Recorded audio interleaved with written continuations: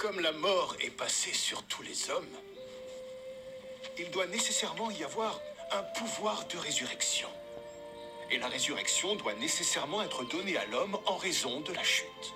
Et la chute s'est produite en raison de la transgression.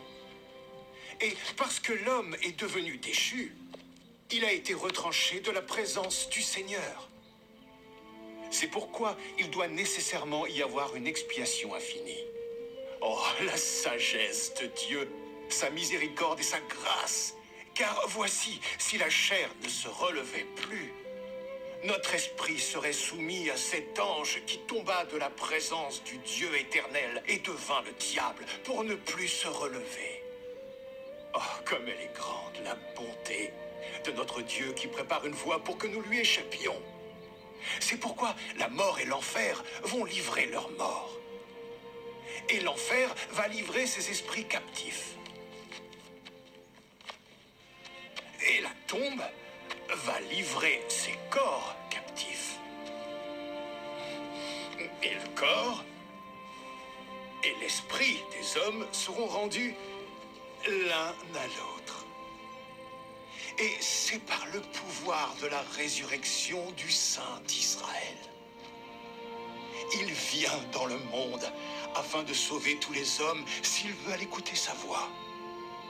Car voici, il subit les souffrances de tous les hommes. Oui, les souffrances de tous les êtres vivants, tant des hommes que des femmes et des enfants. Et il souffre cela afin que la résurrection passe sur tous les hommes, afin que tous se tiennent devant lui lors du grand jour du jugement. Et il commande à tous les hommes de se repentir et d'être baptisés en son nom, ayant une foi parfaite au sein d'Israël. Sinon, ils ne peuvent être sauvés dans le royaume de Dieu. Malheur à tous ceux qui meurent dans leurs péchés, car ils retourneront à Dieu et verront sa face et resteront dans leurs péchés. Souvenez-vous, l'affection de la chair, c'est la mort, et l'affection de l'esprit, c'est la vie éternelle.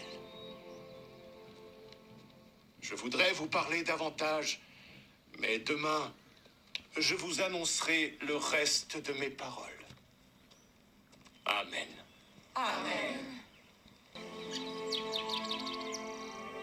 Il faut nécessairement que le Christ, car la nuit dernière, l'ange m'a dit que ce serait là son nom, vienne parmi les Juifs. Mais ceux qui sont à Jérusalem roidiront le coup contre lui pour qu'il soit crucifié. Mais voici, ainsi dit le Seigneur Dieu, que lorsque viendra le jour où ils croiront en moi, que je suis le Christ, j'ai fait alliance avec leur père qu'ils seront rétablis dans la chair, sur la terre, dans les pays de leur héritage. Étant donné que notre Dieu miséricordieux nous a donné une si grande connaissance à ce sujet, souvenons-nous de lui et délaissons nos péchés. Et ne gardons pas la tête basse, car nous ne sommes pas rejetés.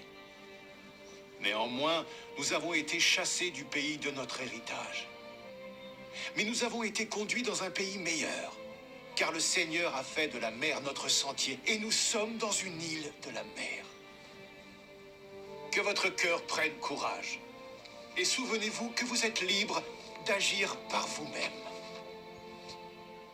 de choisir le chemin de la mort éternelle, ou le chemin de la vie éternelle. Réconciliez-vous avec la volonté de Dieu, et non avec la volonté du diable et de la chair. Et souvenez-vous, lorsque vous serez réconciliés avec Dieu, que ce n'est que dans et par la grâce de Dieu que vous êtes sauvés. C'est pourquoi, puisse Dieu vous relever de la mort par le pouvoir de la résurrection, et aussi de la mort éternelle par le pouvoir de l'expiation, afin que vous soyez reçus dans le royaume éternel de Dieu, afin que vous le louiez par la grâce divine. Amen. Amen. Amen.